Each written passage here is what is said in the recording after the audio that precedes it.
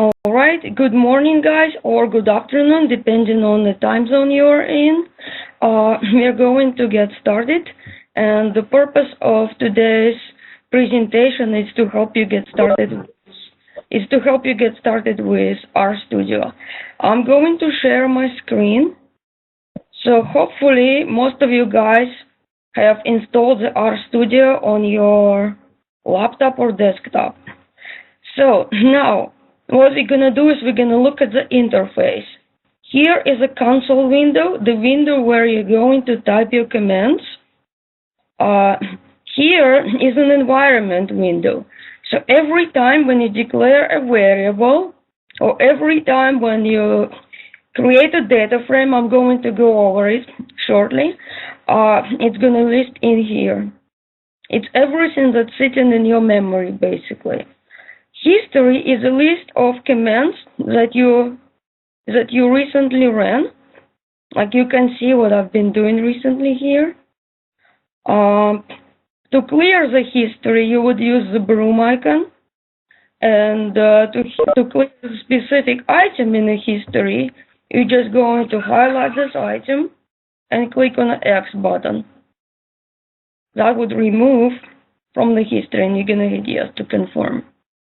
So now what you could also do is you could just, if you want to rerun the command that's in your history, you're just going to highlight the command that you want to rerun, and you're gonna just click here to console. But of course now it's not gonna work because it does not know what new import is. I have not created anything yet.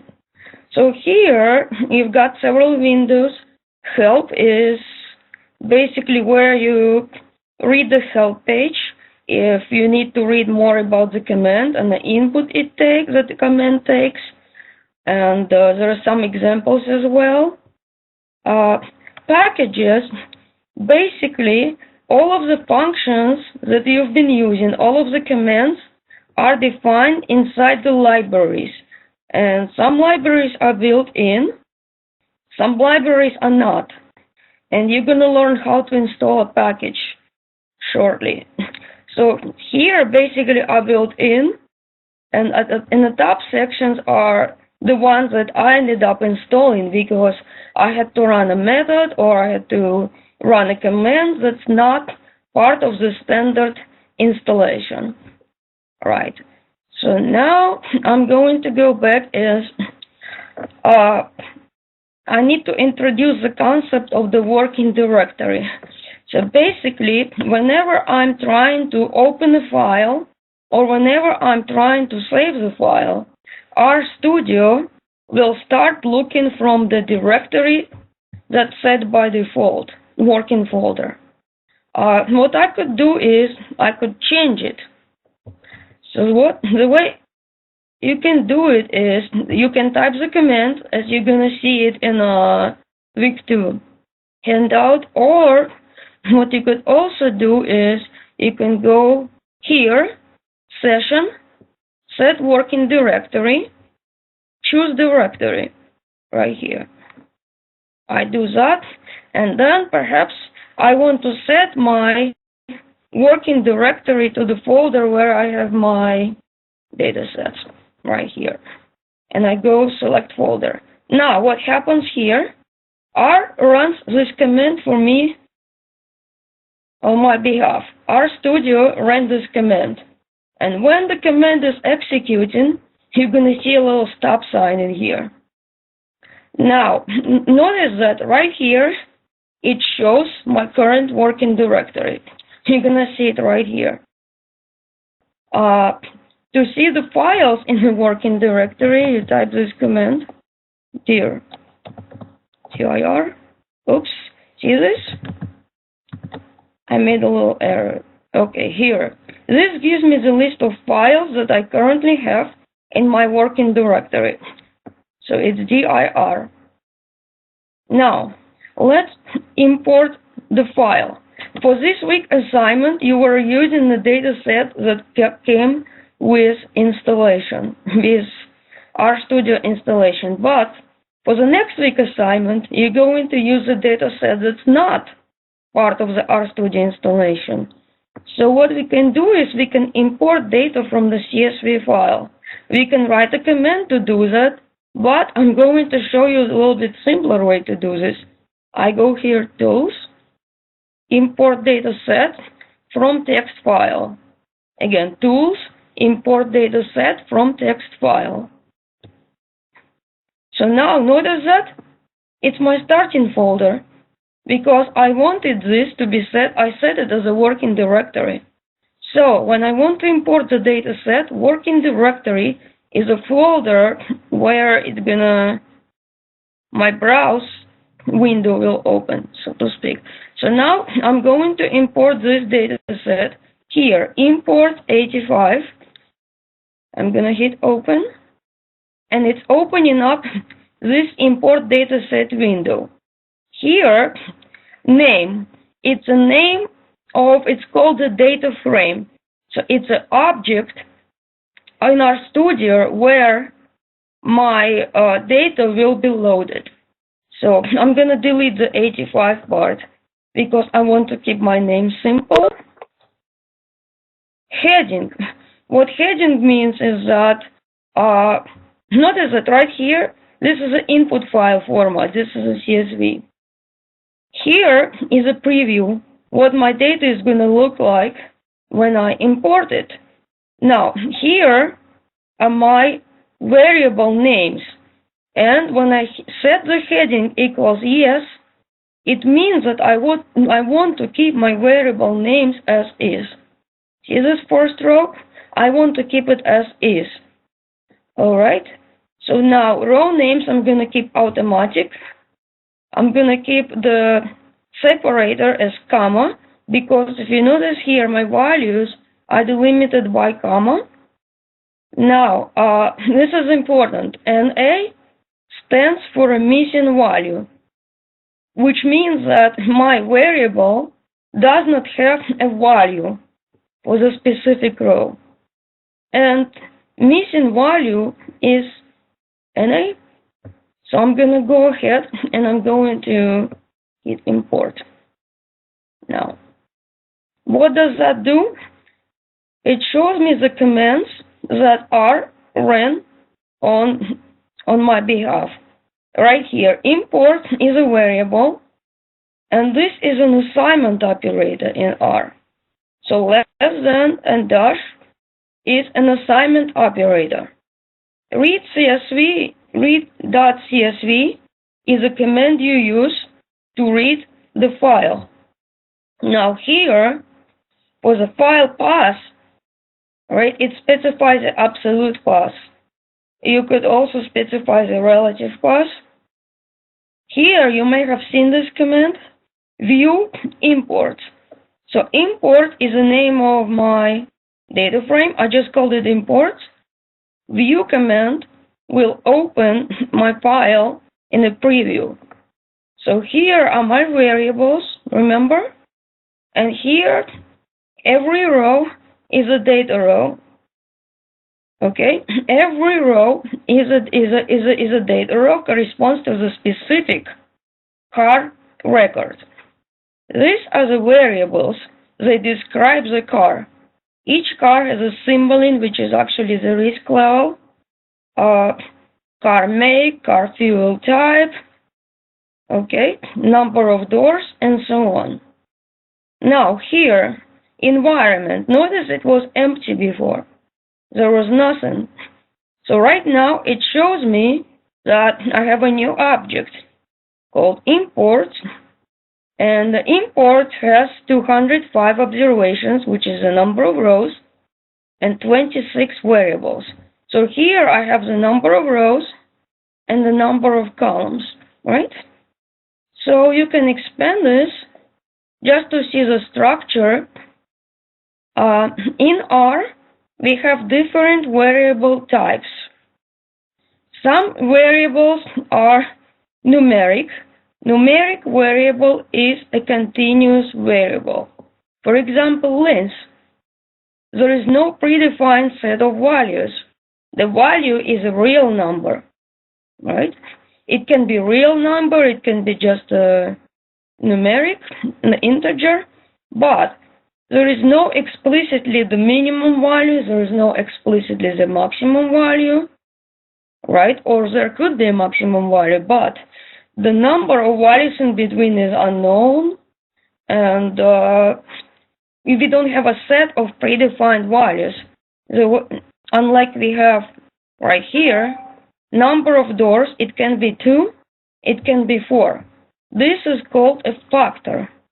Factor variable is a categorical variable, where the number of valid values is predefined. For example, number of doors, 2 or 4, right? So it's right here. Factor. Levels means those are the valid values of the variable. For instance, aspiration, right? Standard or turbo. Those are called levels, valid values. Now, notice that what is this one? It means that the first data row has the first value, std. That's what it basically means. I know it might be a little bit confusing when you look at it first, but it's gonna make sense. So here, it means that number of doors, the first 3 cars have 2 doors, right? Because it's the second value right here. The next 2 cars have 4 doors, and etc. And you could actually even look here and compare as well. Num doors, right? Yeah, so you basically can go, you can compare it. So now remember this, numeric, factor, and we also have strings. But in this case, I say to treat strings as factors. You may or may not remember there was a checkbox when we loaded data, and when it asked me if I want to treat my string just as a string variable or as a factor. In this case, we wanted factor because there are only a few values. But if I had a variable with last name, perhaps, or name, then you would want to uncheck the checkbox. Right. So now what we're going to do is, you have seen some of the commands in this week assignment, such as summary. Summary command is going to give me the descriptive statistics.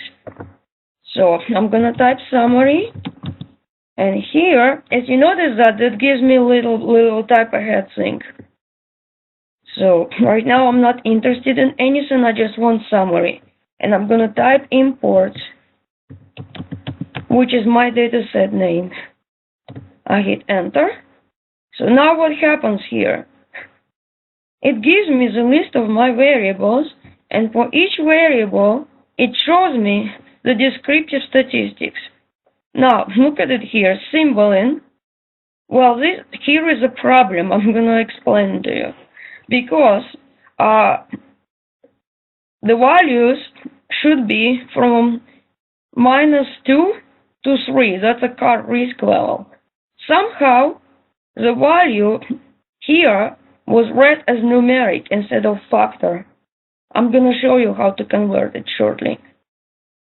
Here, this variable is numeric because it's showing me the statistics are minimum, fourth quartile, median, mean, third quartile, maximum. What is this? This shows me the number of missing values. Very important. So one way to find out how many missing values my variable has is to run the summary command. It's going to show me here the number of missing values. All right. So by here, for make, yes, I might have some missing values, but it's going to treat them as other, which is fine. I'm happy with that. So now here, it's going to show you fuel type, right? This shows you the different values of the fuel type and the number of observations that have each value. So for the continuous variable, we have minimum, maximum, median, mean, fourth quartile, third quartile. For the categorical variable, we have the values that the variable may have, and the number of observations that have each value. And A stands for the missing value, which means unknown. The value is just not there. There's nothing in there, right? Now, suppose that I have a bunch of columns, and I'm interested to know the statistics for just one. I don't need to know all of them. One option I have is just to read through the whole list. But what if I have 200 perhaps, or 500? Am I going to read through the whole list? Probably not. So what you could also do is you can type the summary, and in parentheses you can pass the parameter, and the parameter is going to be the variable I'm interested in, rather. So to do that, I'm going to type my dataset name, imports, and see this. I can just go ahead and select right here. To specify one variable, that's a syntax. I put the $sign. Notice here, as I type, it's giving me a set of options right here. So what I'm going to do is I'm just going to check, for instance, I want the field type. Enter. So that's given me the values and the number of data rows that has each value, right? So what I could also do is I could pick a numeric data type. Now, watch here. To save myself time typing, I can hit the upper arrow. The upper arrow is going to show me the command that I typed the last. Just the upper arrow key. Okay, so I can navigate through the history using the upper arrow key and lower arrow key. Right? Okay, so now what I'm gonna do is, see this? It saves me time typing. I can go in, I'm gonna put the $sign right here, and I'm going to select, perhaps I'm going to select lens summary. There we go. I'm gonna hit enter. Okay, so here are my statistics just for this variable. Right. Now, let me show you what's happening here, why missing values are a problem. Because, okay, let me pick some numeric variable here that has missing values. Perhaps I can pick this one, right? Pick RPM, or I can pick the horsepower. Let's pick horsepower. Now, suppose that I want to display just one statistic. I want to show only the mean, right? I type mean. In parentheses, I'm going to put my dataset name, which is imports.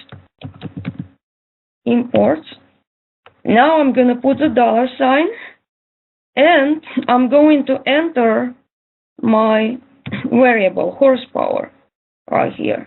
Now, I'm going to show you there's going to be a problem, big problem, because I have two missing values. See this? NA. It could not calculate the mean, because right here, I have two missing values. How do we solve it? We have two options here. We can replace the missing values with the variable mean. We can do that. We can remove the data rows that have missing values, or there is a second parameter to the mean function. We can tell the function to ignore the data rows that have missing values. And to do that, take a look. Suppose that I don't remember my syntax. I'm just going to type the question mark, and I'm going to type mean. What this will do, it's going to show me the help page for this command. Now, here, see this? NA.rm. This parameter tells me if I want to ignore the missing values. By default, it's false. I'm going to set it to true. So what I'm going to do is I'm going to hit the upper arrow twice, right? Because I want to reuse this command, and I'm going to enter comma, and I'm gonna put my here na.rm equals true. So this is important. There we go. I got my mean, right? So basically what I did here is I said to just ignore my missing values and calculate the mean. Summary command works a little bit different. The default is already set to true, right? So it's a little different. Now, another thing I wanted to show you guys that true is the same as t.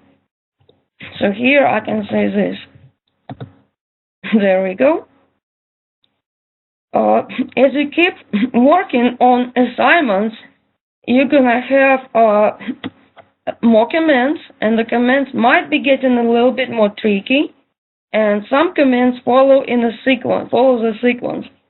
So to help yourself, what you could do is you could save commands in a file. The file is gonna have .r extension. So what you do here is File, you're gonna hit New File, R script. There we go. So when you run the command successfully, you can copy and paste it to the file, or you can do this. You can go to the history, and you can, for instance, do this, like this, and I can say to the source. And after that, you can just save your file, and you're gonna go here, save as, right? And you can save it as anything. I just say practice, right? So that's gonna save my file, this. And next time, when you log in to do the homework assignment, you can do this file open, and you run the command. You put your cursor here, run. That's it. It will rerun the command, because some commands follow the sequence, and you got the command working, right? So you can just rerun to get back to where you had been when you stopped, right? Because some assignment you might not be able to complete in one session. So you work for an hour, then you want to save the commands that working, and when you come back, only if you close the RStudio, right? If you close the RStudio, when you come back, if you reopen the RStudio, you're gonna open the file with commands that you saved, and you're gonna rerun it. So what I did here, I saved some commands, and I'm going to pause that file for you guys. So I'm gonna go here, File, Open File, and notice that by default, it's going to the folder that I set as a working directory, but I saved it in the desktop. See this? Intro to R.R. R is an extension. It means it's a R script. Open. So now, here basically is a command to read my file, right? We just did it. Here I'm going to show you another way to do the summary. Remember, when I run this, it's a summary, right? It shows me the summary. Apply command, basically, it's a little bit more advanced, but what it does is it runs a function on every variable of the specified data.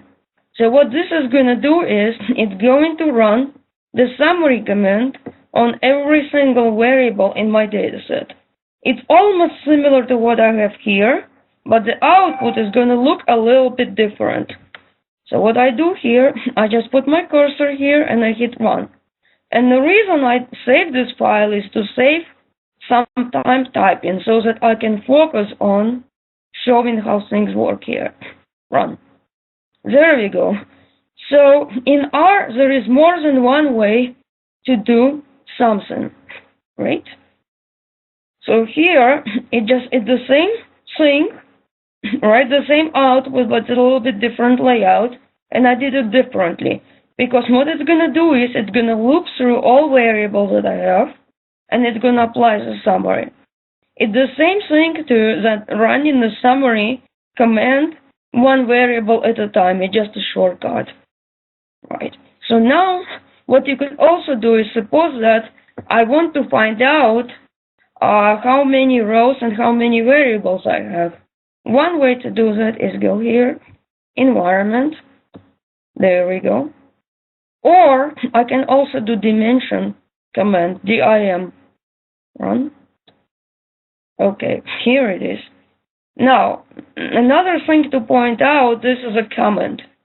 Comment is non-executable line of code, but it describes what this line does.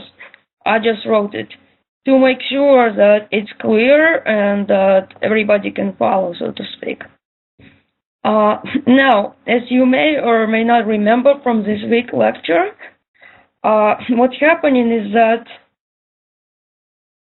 okay, here, we're going to display, look at the dimensions. What is this? This output is basically sort of like a vector, and it contains two elements, 205 and 26, right? So 205 is the number of rows, and this is the number of columns. If I want to display only the number of rows, I have several ways to do this. I can run this command right here, run. Or I can also run this, dimension, import, and only the first. I want only the first one. There we go.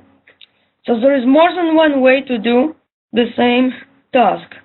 Now, to display the number of columns, you have three options. You can type n columns, or you can do this dimension and take the second one, or you can do the length command. Length displays the number of variables. There we go. Now, this is another important command. To see the names of my variables, right? So what I'll do is I just type names, run. There we go. So here it's going to show me the names of my variables. And for some reason it just puts them all in quotes.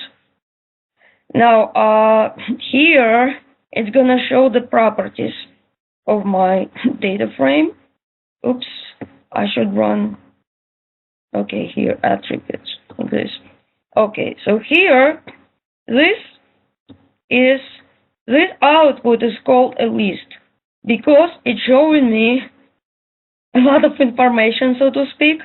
This output of this command has several elements. First element, it's showing me the variable names. Here, it's showing me that this is a data frame. So data frame is an object that contains a set of columns, right, where each column is a variable, and it contains a set of rows where each row is a specific record. And this is just the row names. We did not name them, so this is just gonna be just general. It names them by default row number. So data frame is an object. It's a data set, right? Now, can you expand the class? Well, class, you cannot expand this. It's class basically showing me the data type. Class just showing me the data type of a variable. So this is a data frame, right? For instance, variable can be an integer, or it can be a data frame. This is just one element, but that was a good question. Oh, you want to expand the data frame? Oh, okay, so what you do is you can do the view command, right? Which is right here, right? It's showing me the preview. Now here, notice that it says it's showing me the first 9 rows, and we have 205 rows total. This is how you do this. So this is basically a data preview. This is called the data frame, where I have my columns list. Each column is a variable, right? And every data row is a specific instance. The terms used interchangeably. Instance, observation, data row, they all mean the same thing. So this is a data frame, basically. Set of columns, set of rows. And A stands for the missing value. Missing values are a problem, right? They can be a problem. And as you saw, I was trying to calculate the column mean, and the missing value was not Because of the missing value, I was not getting anything helpful. It was returning me NA, which does not help me much. So what I did here, I said that ignore the missing values, NA.rm equals true. So it just calculated this for me.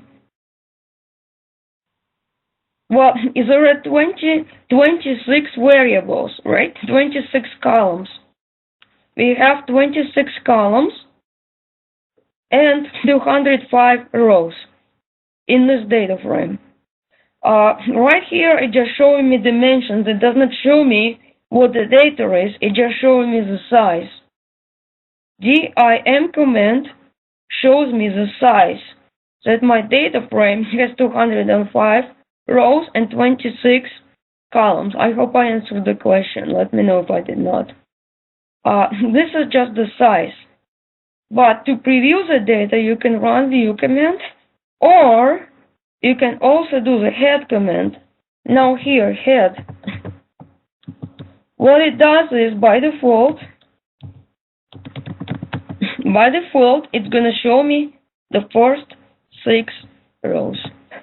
There we go. Well, since it does not fit on the page, it's going to wrap on me, but it's showing me only the first 6 rows. I can control the number of rows. It's a second parameter, right? So the reason I ask you guys to display the help pages for the head command is to make sure that you guys are familiar with how to use the help pages, because it's going to be your lifesaver, so to speak, right? You can look up what the command does and look up the examples and so on. So suppose that I want to see one row, so I'm just going to put import, which is the name of my data frame that I just created, and I'm just going to put 1. It's going to show me just one row. Now, another thing to keep in mind that RStudio is case sensitive. So if I type something like this, it's not going to know what I mean. It's going to show me an error. See this?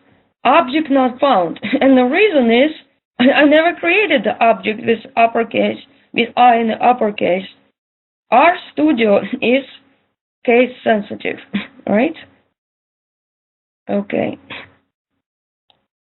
I'm gonna stop sharing for a second and see if it's okay. If that's recording, very good. I'm gonna share again.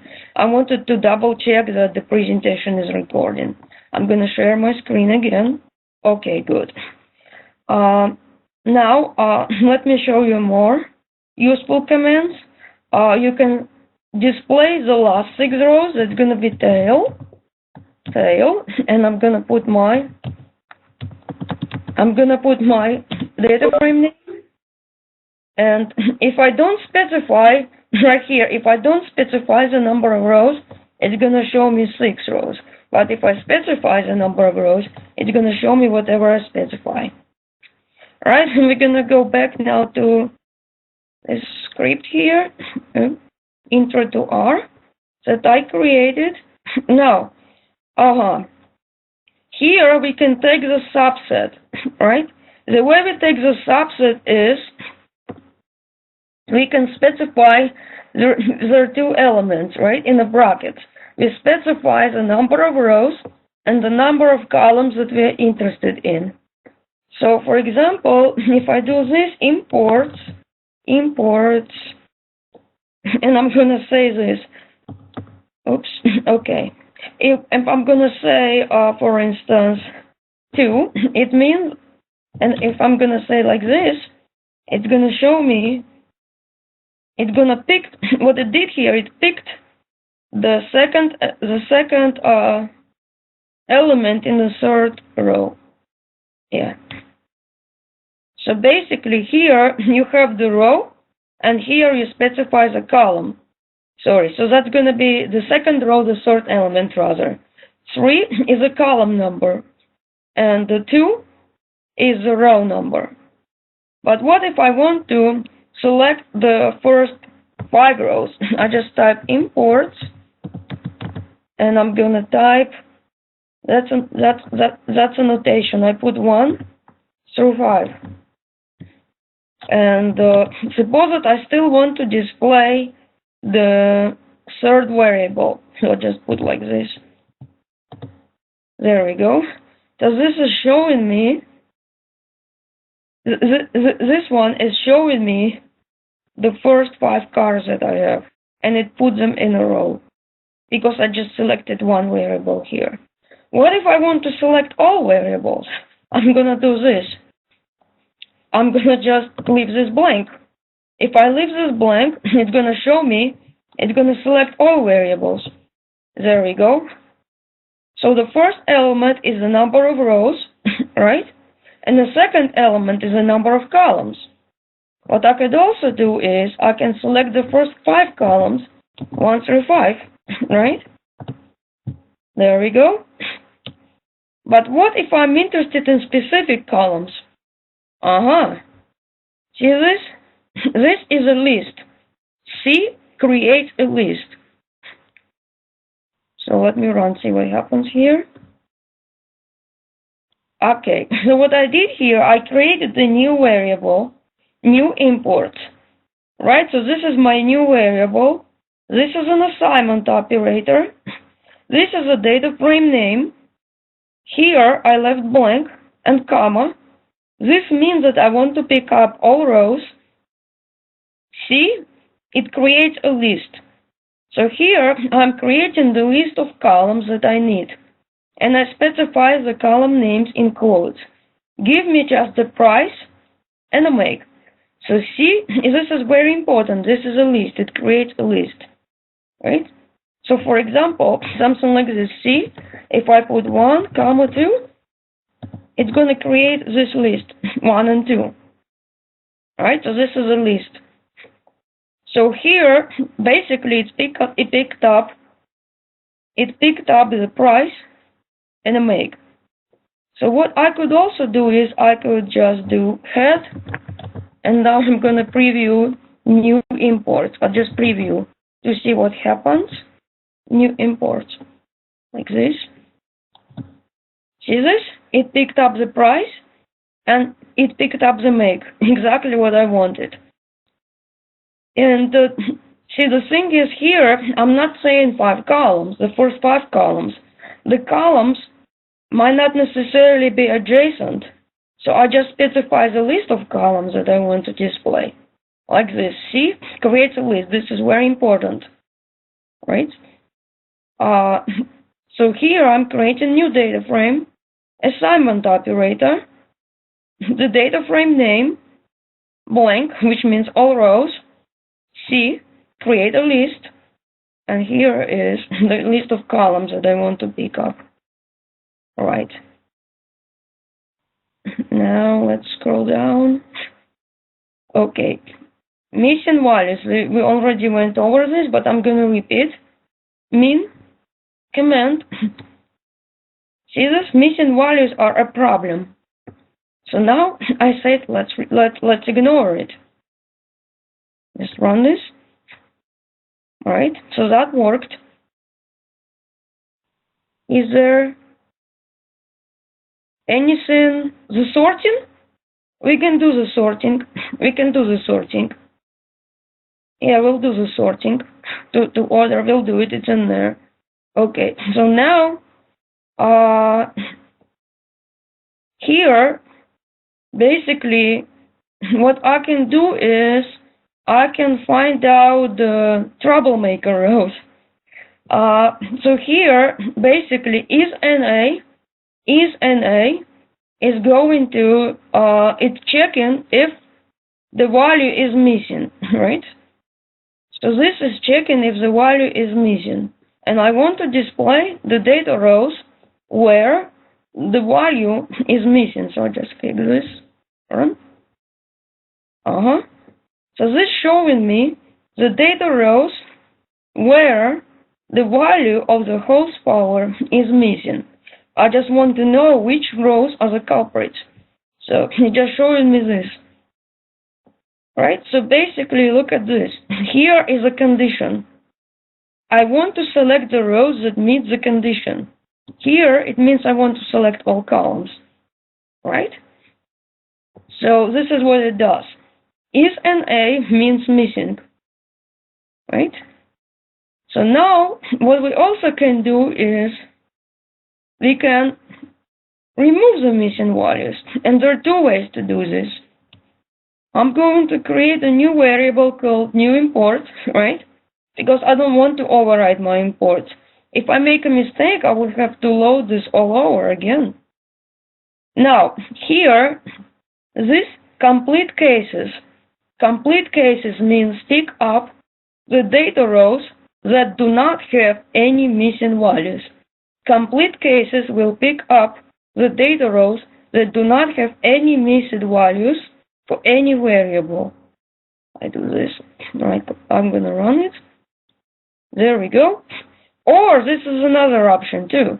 I can say NA omit. NA omit means skip the rows that have missing values. And this will be, you will see it will be revisited in week 2. There we go, right? So this is another way. This is a number of cases with at least missing values, with at least one missing value. So here, this is a nested function basically.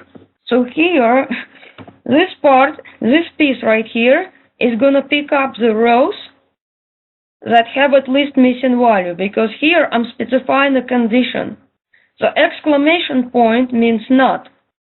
Complete cases here means this piece right here will pick up the data rows that do not have any missing values, right? This piece will pick up all rows that do not have missing values, but here exclamation point means insert. So here n rows, do you remember n rows from earlier example? N rows is a number of rows. So n rows here takes this as an input. You can nest the commands. I had an option. My other option was to create another variable and set this in another variable and then run n rows on that variable. I can do that, but the problem is if I create another variable, I'm taking the space in the memory. So sometimes you want to do this, right? So let me see. Some of you wanted to do the sorting. There we go. Now here, I'm going to create another object, right? And I'm going to call it import.sorted. I'm allowed to have a dot in a variable name. And here, what I'm saying here is that I'm going to take my data frame called import. I'm going to take all data rows, because you remember in the brackets, we specify the data rows that I want to pick up and the columns, right? If this is omitted, I'm going to pick up all columns. And what I'm doing here is I'm going to sort this ascending. By default, the sort order is ascending. So what I'm doing here, I'm going to pick up all data rows sorted by the price. Order takes the sorting column as an input. There could be one sorting column, or there could be two, or there could be three. And I'll show you this. So basically here is a column I want to sort by, right? If I don't specify anything else, it's going to do it ascending. And here I'm picking up all columns. And I'm creating the new data frame, and I'm calling it import.sorted. And I'm setting this. It's an assignment operator.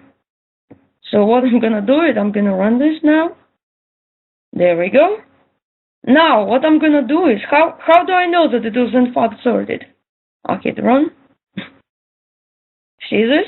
Head shows me the first 5 values. It's ascending order. Suppose that I want to sort it descending. There are 2 ways to do it. First way is I can specify my parameter decreasing equals true. By default, decreasing is false. I am going to set this up to equals true. And I'm going to hit run right here. Right. So now how do I know? See, this head command is really handy. So this was one reason why I asked you to check the help page for the head command, because you're going to love this command. It's a nice way to preview, to make sure that what you attempted to do is, in fact, what you wanted to do, right? So here is one way. Another way is this, order, and then I put a minus sign. The minus sign means that I want to sort this by this column, descending. And again, I don't have anything after comma.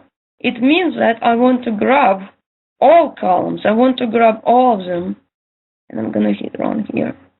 There we go. And now I'm going to preview again. So help command is our friend here, right? So I'm going to do this descending. See, this is sorted descending. Now what I'm going to do is I can sort by two variables. Let's see if it's in here. Okay, if it's not, then it was in here, but I'm just gonna go ahead and it's here. There we go. We're gonna sort here descending by here is miles per gallon and the price. So if we have two data rows with the same miles per gallon, it's gonna sort by price within miles per gallon.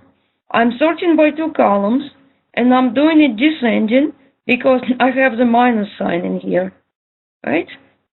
So what it's gonna do? Let's see. Let's find out. Run, and then we're gonna run our command right here, import.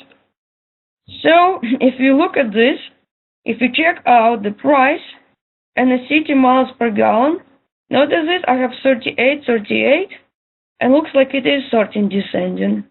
Yep. So here I'm sorting by two columns, and you can control, you can delete the minus sign to sort by price ascending, like this. You can do this, run, and then I can preview. Yep. Yeah, so basically, you have control here. You can control the sort order. Yeah. So if I made the change in my script, I want to save this. Now, let's see if I skipped anything.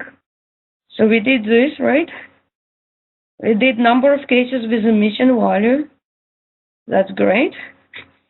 So also what you're gonna do in the next lesson, the lesson that's coming this week, we're gonna do some data pre-processing, because as you may remember, some variables are numeric and some variables are factor. But the problem is sometimes I want to run the data mining method that does not work for numeric variables. So what you would need to do is you would need to run the function to divide the numeric variables to convert the numeric variables into categorical. Like real life example would be the grades. 90 through 100 is an A, 80 through 89 is a B. So basically I'm doing the bins. I'm dividing my values into bin.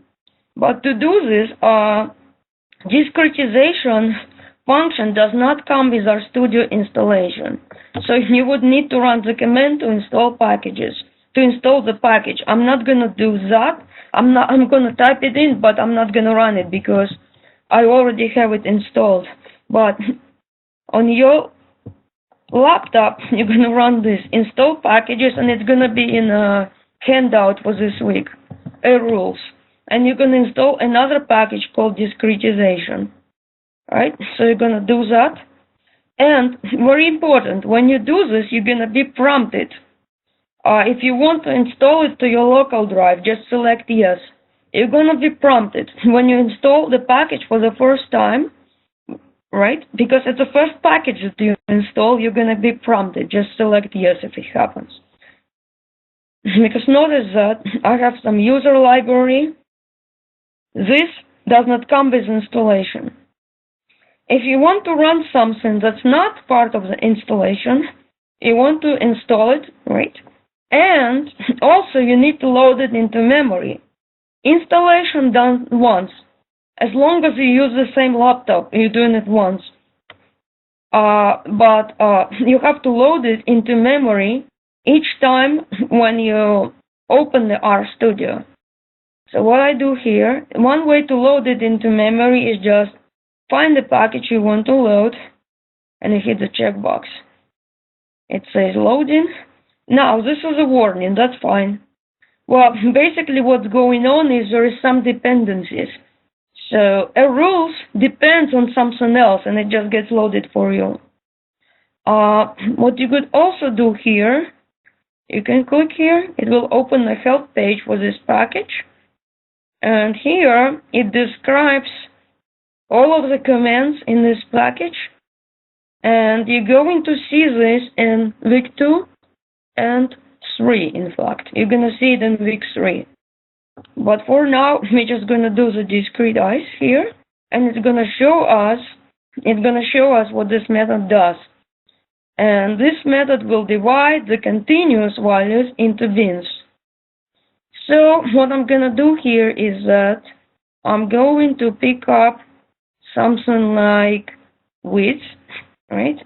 And what I'll do here, I'm going to type discrete-ize here, and I'm going to type the data frame name, which is import, right? And I'm going to do this. I'm going to type the $, and I'm going to type my variable name, which is, let's do length, right? There we go. And next one, you're going to see this. You have equal interval, equal frequency, right? What that will do is equal interval, I want to divide this on the bins into bins of the equal size. The bins we're going to have equal size. Equal frequency, that means I want to divide this into ranges, and I want to have approximately the same number of instances with the value in each range. So I'm going to just pick something. I'm going to pick interval. Right? Now I have to specify the number of intervals. And I'm going to do 5. But wait a minute. I have to do this. I need to set this imports. I forgot my assignment operator, because if I don't do this, if I just leave it like this, let's see what this does. This will output to the screen, which is not what I wanted at the moment, but what it does is it's showing me that my values will be divided into this set of intervals, right? And the curly bracket means that 154 is not included. Square bracket means that the boundary value is included, right? So it's gonna be, what's gonna happen here, instead of having the actual value of the length, it's gonna set it to the range, right? So we don't care about the exact length measure. What we care is that if it's between 141 and 154, or is it between 154 inclusive and 168 exclusive? So here I'm just dividing it into the range. But is this output into the screen? But that's not what I want. I want to actually assign it. Here I'm doing the price, but let's do this one for right now. And what I'm gonna do is I'm gonna do this new imports, because I don't want to override. See this here? I don't want to override my initial data frame. So what I'll do is new imports. What I'm doing is, notice that this is assignment operator. I'm gonna set it to imports, right? What this would do is it created a new variable. See this? 205 observations, 26 variables. Alright? So for right now, length is a numeric. We're gonna change that. And the way we're gonna change it now, see this? Do you remember this? Do you remember what I just did? I hit the upper arrow, and it allows to pull the command from the history. So I do this, new, import, right? So what this piece will do is, it's going to divide the values into the 5 ranges. And I selected the option interval. Interval means that I want the value ranges to be the same. It does not matter how many values fall in each range. I want the equal range values. See, like this, the width of the interval is approximately the same. So basically, what I'm going to do right now is, I'm going to, one second. Okay, so what I'm going to do right now, guys, is I'm going to set, now remember my assignment operator. So what I'm going to do is I'm going to do this part right here. I'm going to move my cursor here, and I'm going to say this, new import,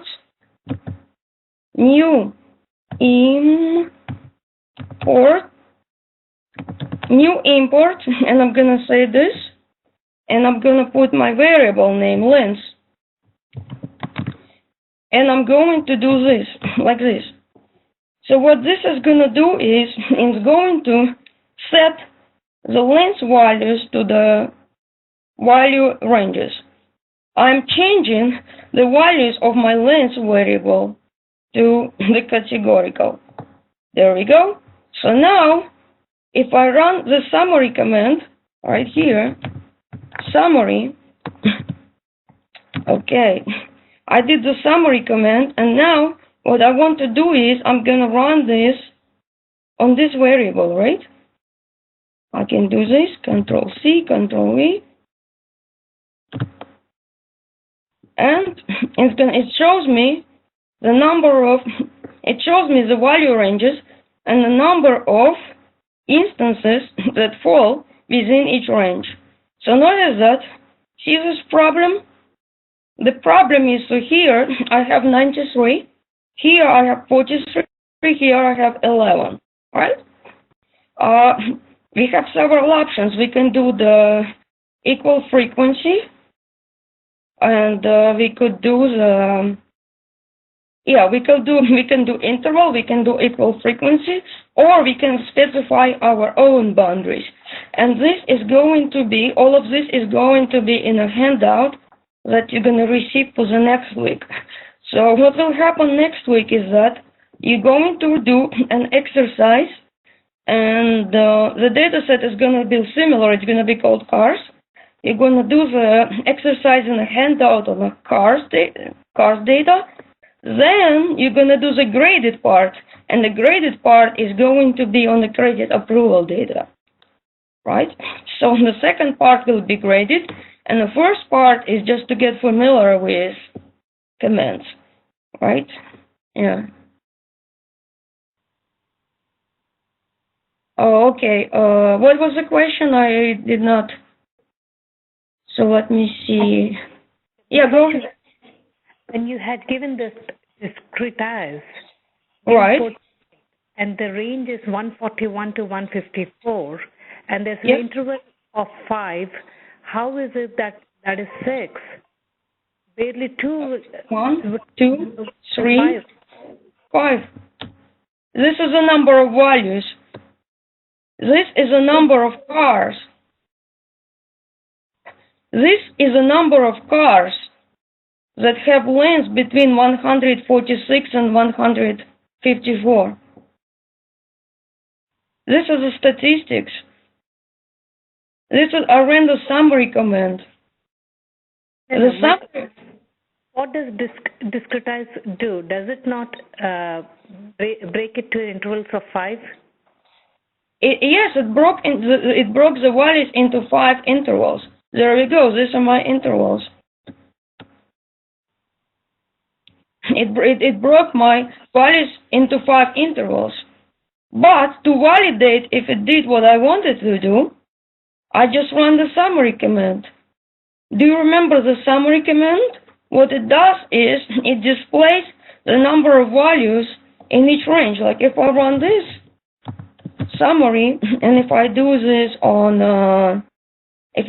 for instance, on, let's see, import, if I do this, make, right? What does this do? It lists me all make values, right? And the number of cars that have each make value. Similarly here, this is a value, this is a value, this is a value, and this is a value, and this is a value, right?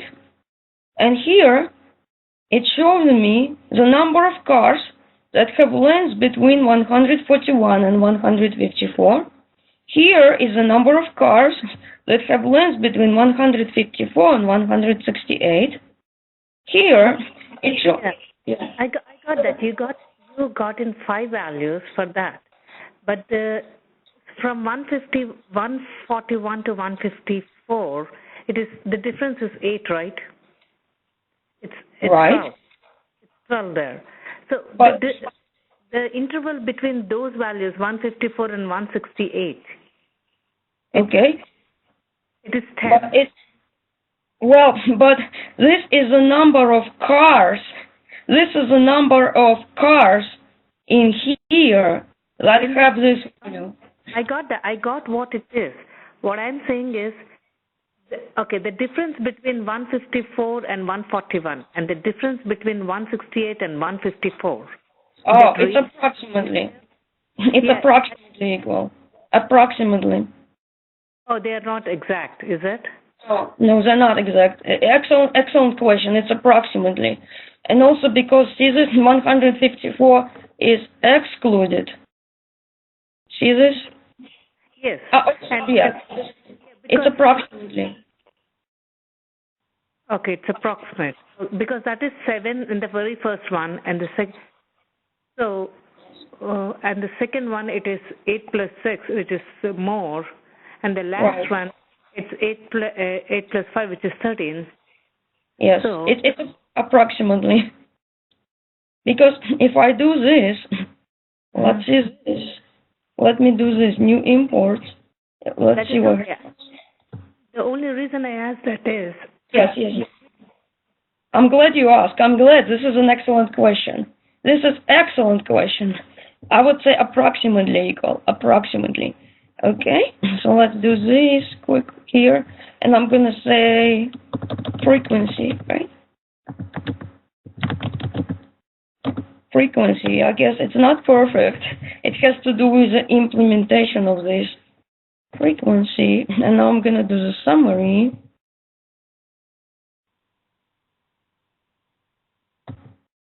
There we go.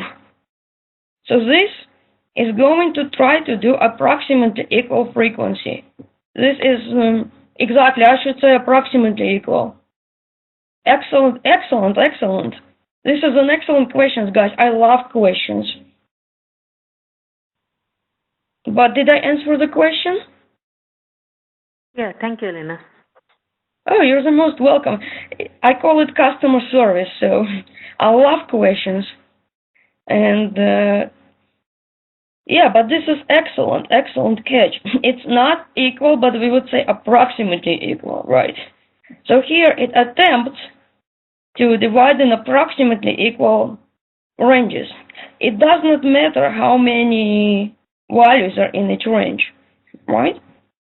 And here it's approximately equal number, because you can compare. Here I've got 93, here I've got 42, right?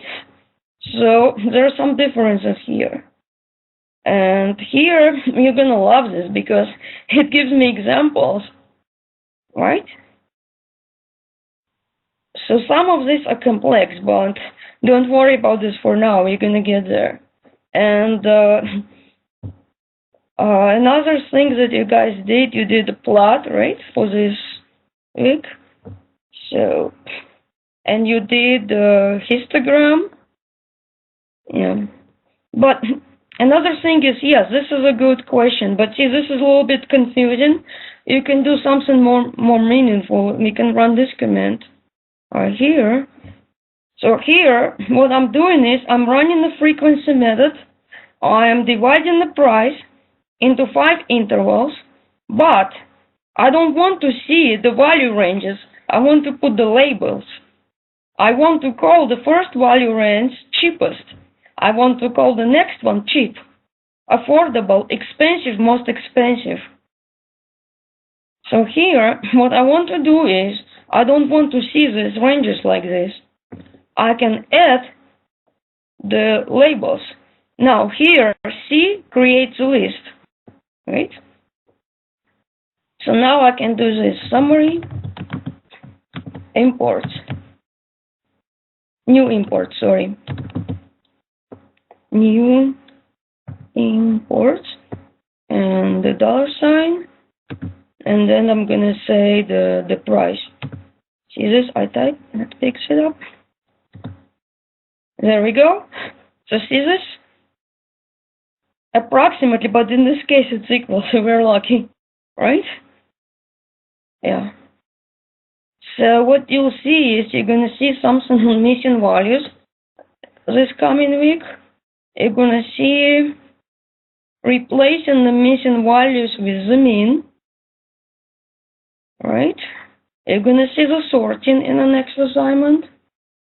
Here it is. Here, what I'm doing is I'm creating a new data frame here. Run. It created a new data frame here. What it's doing is it's taking this variable, right? It's taking the horsepower variable from new import 3, and here it's gonna pick up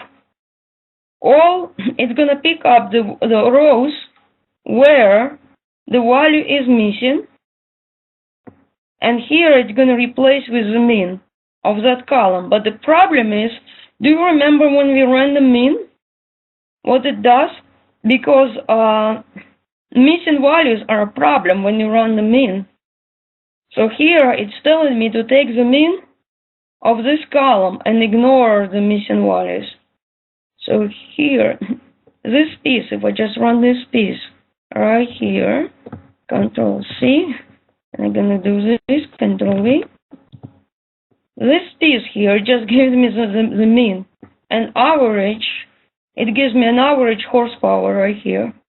So what I want to do is, if my horsepower is not specified, I want to set it with this. I want to set it with a column mean. So there is more than one way to handle missing values, no right, no wrong answer.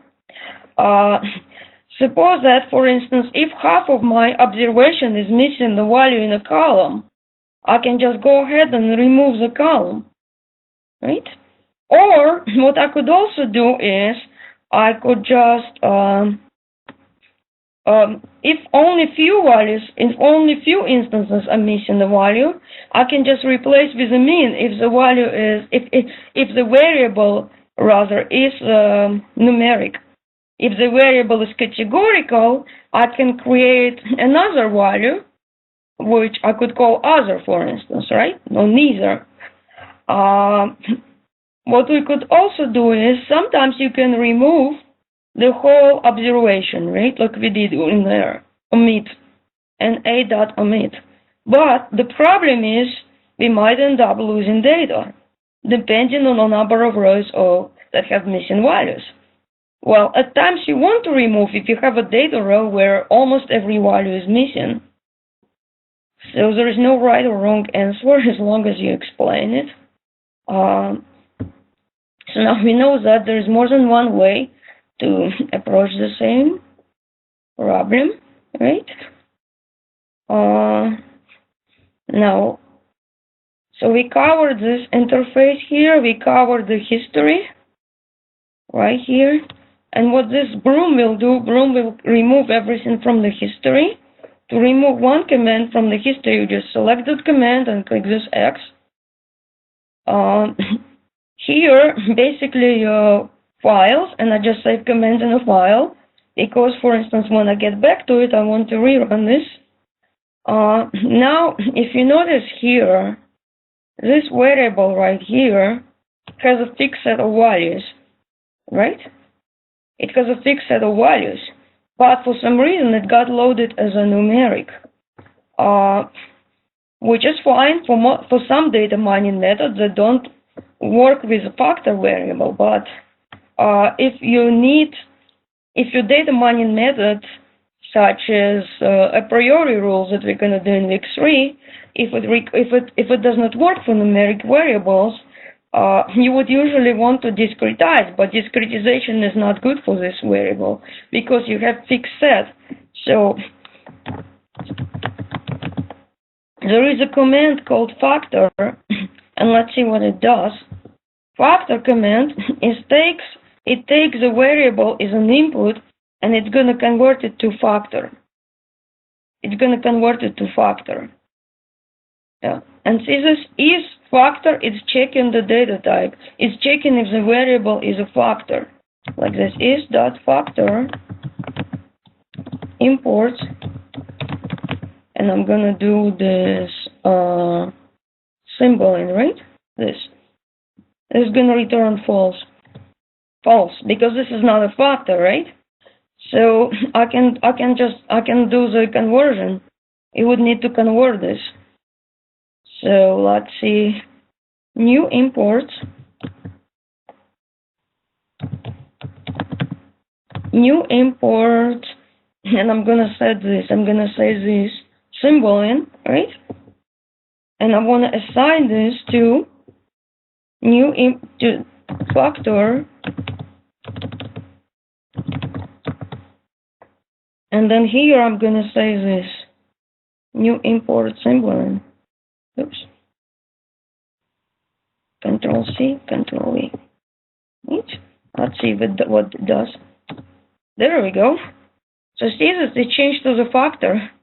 And the reason I'm not using discretization here because I have a set of predefined variables. I don't want to predefined values rather. I don't want to be risk level 1.5, I want it to be the whole number.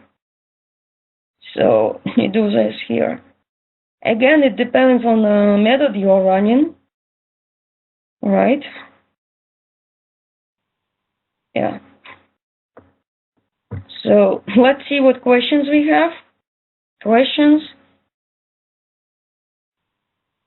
This is a perfect opportunity to ask me questions, and I hope I didn't overwhelm you, but a lot of this you'll see it again in week 2. And what I want you guys to do is, if you notice under the course content, we have RStudio resources by topic. So I would like you guys to go through as many videos as you can, because it's a good set of examples, and when you listen to it, you learn through repeat. You learn through repetition. So questions. Questions. Can we import the data set from database? In general, yes, but we're not gonna do it in this class. But in general, you can also import the data set from the web page. You might see it as an optional at some point, but there is an R project. It becomes more popular, and there is an R Hadoop. There are advanced technologies, but we're not going to do it in this class since it's an introductory course. But for this class, you're going to be doing the text files, right? I want to see more questions. I like questions, guys. Questions.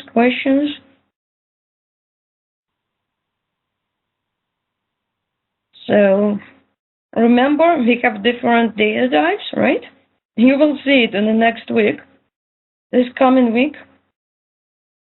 So the different statistics depending on the data type. Some recommend provide you the statistics, and what you could also do is you can do the visualization, right? We can do the histograms for the histogram is for the continuous variables, like numeric, right? You can do the pie charts, and so on, different types of plots. You're going to see it in the week 2. Line chart and the dot chart, you'll see it. Right? So basically, if you're not sure what the command does, you just type this. This is help. And it shows me here how to plot, and this is different plot types.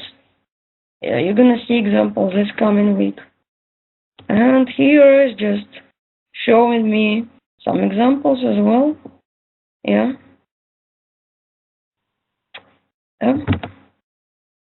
Questions?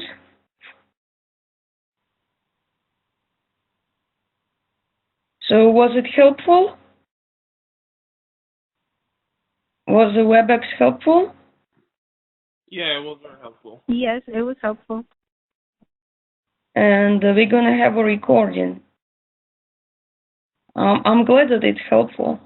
All right, so I'm going to say if there are no questions, I'm going to stop sharing. And I'm going to say, guys, I hope you all have a nice weekend. Right? Yeah, thank you. Thank you so much. Thank you. You're welcome. Thank you. Bye. Bye.